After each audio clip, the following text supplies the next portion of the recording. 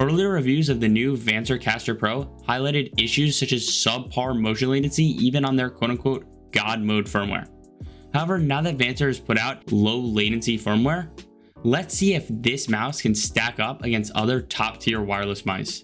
And before we start, we'd like to extend a big thanks to Lethal Gaming Gear for sending this mouse out to us. As usual, this will not affect our review in any way.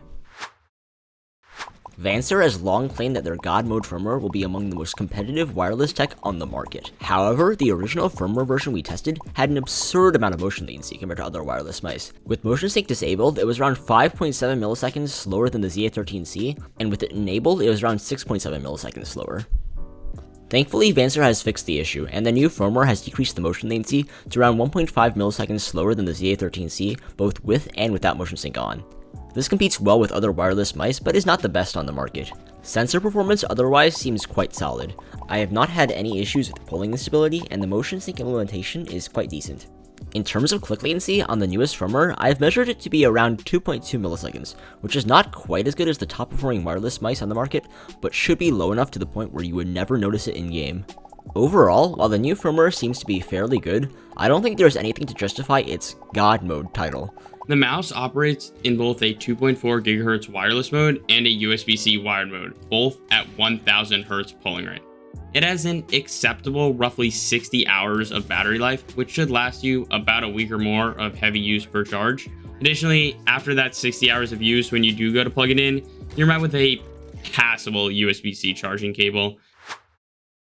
For reference, in this section, my hands are about 18 by 10 centimeters, while Eric's are around 18.5 by 10 centimeters. The Caster shares several similarities to the Final Mouse Starlight, with similar comfort group design to give a locked-in feel, a centralized hump which caters to numerous grip styles, and a sharp front flare that gives a place to brace the ring and pinky finger. I do not own a Starlight, unfortunately, so I'll have to substitute it with the Vancer Gretza.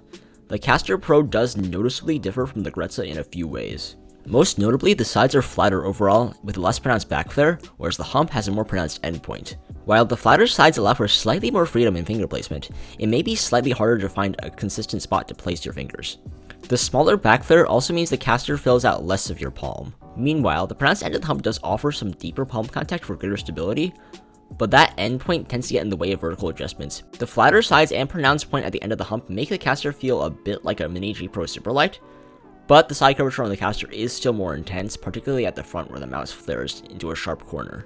Overall, the grip styles I would most recommend the Caster Pro for are any kind of fingertip grip for large hands, relaxed fingertip grip for medium to large hands, aggressive claw and knuckle claw for small to medium sized hands, pincer claw grip for medium sized hands, and relaxed claw grip for small hands.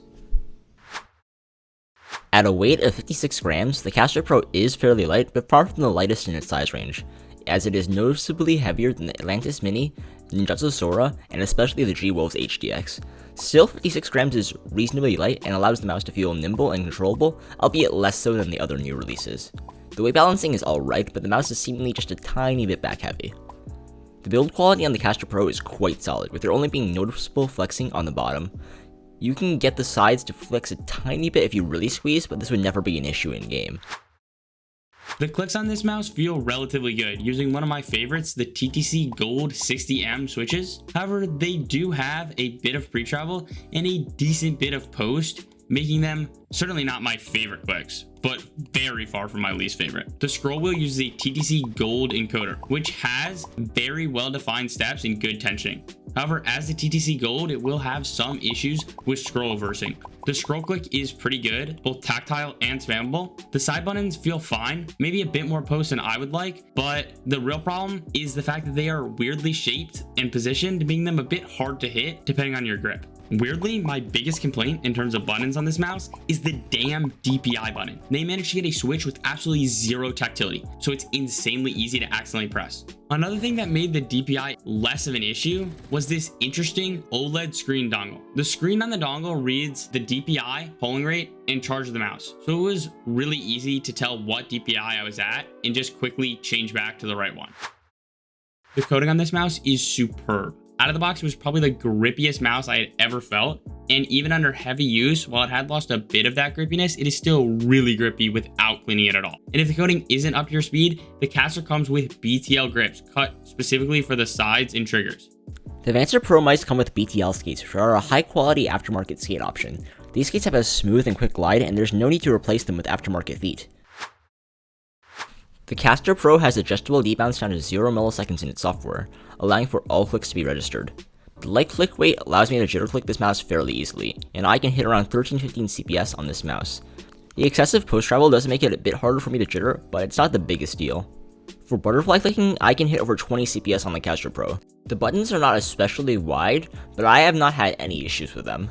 And finally, the Caster Pro is a great mouse for drag clicking due to its grippy coating. I have peaked at over 40 CPS on this mouse. This mouse hits in a lot of ways. The shape is pretty good for various types of fingertips and claws. The build is fairly solid, the coating is amazing, and it has competitive specs and performance. That is why this mouse lands at the very top of B tier. It was extremely close to A, but we decided there just wasn't enough stellar standout features of the Caster to push it up to be any higher than it was. The mouse is currently selling for $110, which isn't unreasonable for what you get. However, I can't say this mouse is as good of a value as some of the very premium offerings by many companies in the $80 to $90 price range, and some of the many $50 4K Chinese mice on the horizon.